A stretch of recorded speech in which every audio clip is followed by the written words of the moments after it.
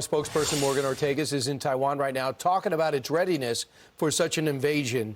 Morgan, they wrote a check for a huge arms shipment. Have they gotten it yet?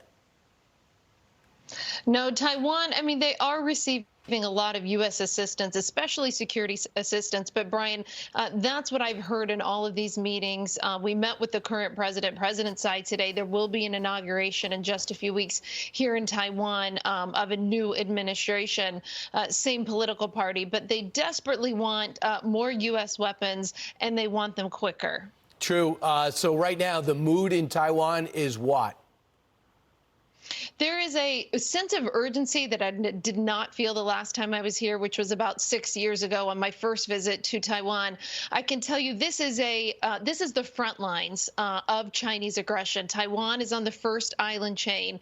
And if there were to be, God forbid, any sort of military incursion, it could likely be over Taiwan, perhaps maybe over the second Thomas Shoal. But this is really a David and Goliath fight. You have this behemoth in the Chinese Communist Party right next to Taiwan, Brian, and you have Taiwan, which is a free and open democracy, which is the United States' like 8th or 9th largest trading partner. They're innovative. They have a fantastic economy. Their GDP has grown by 40% in the last 5 or 6 years. So this is a dynamic democracy. This is a thriving democracy, and they are, of course, being overshadowed by the Chinese Communist Party, who threatens them economically, diplomatically, and militarily on a daily basis. What really concerns me, and I know you, is a Christopher Wray says one thing about the dangers of China in every aspect, from our border to international to possible terror, and we don't get the same reaction from this government, just an outstretched hand.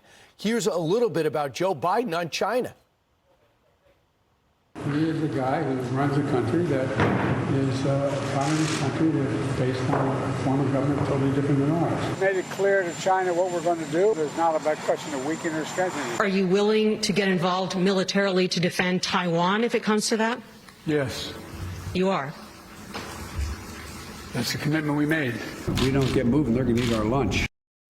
Right. That was during the pandemic. So his whole administration pushed back against that. And we know yesterday they reaffirmed their relationship and deeper ties with Russia to push back on any American-led alliance. Morgan?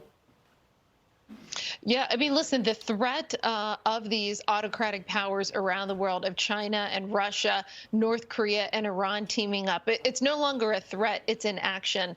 And I think what we're missing from President Biden is what we heard during the Reagan years, whenever President Reagan was leading us during the Cold War. And that, Brian, was moral clarity.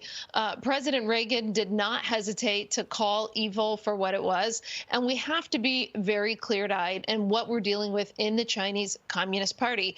This is a leader who you're seeing on the screen, Xi Jinping, who has a declared genocide that was declared by Trump, by President Trump, by Mike Pompeo in the last administration. And as the FBI director said yesterday, they are hacking us on a daily basis, our businesses, our infrastructure. We may not think that we are at war with China, but in space, in cyberspace, in so many ways, China has already decided that they are at war with us. They are the ones decoupling with us. Meanwhile, you have American CEOs and investment heads who are spending time, giving Xi Jinping standing ovations and clapping for him when he's in the United States, or taking business delegations over there. We have to recognize the threat that the Chinese Communist Party is not only to Taiwan, where I am sitting right now, but what it is to the United States. As I totally agree with the FBI director that this is the defining issue of our generation. President Biden needs to speak with the same moral clarity that President Reagan had during the Cold War. And finally, my biggest concern is that President Biden and his team have not learned the lessons from their failures in Russia and Ukraine, their failures in Afghanistan, their failures on October 7th. They haven't learned those deterrence Thank you very failures, much. and they better learn quickly. We'll have to end it in a moment. Also, fentanyl and TikTok. Back in a moment.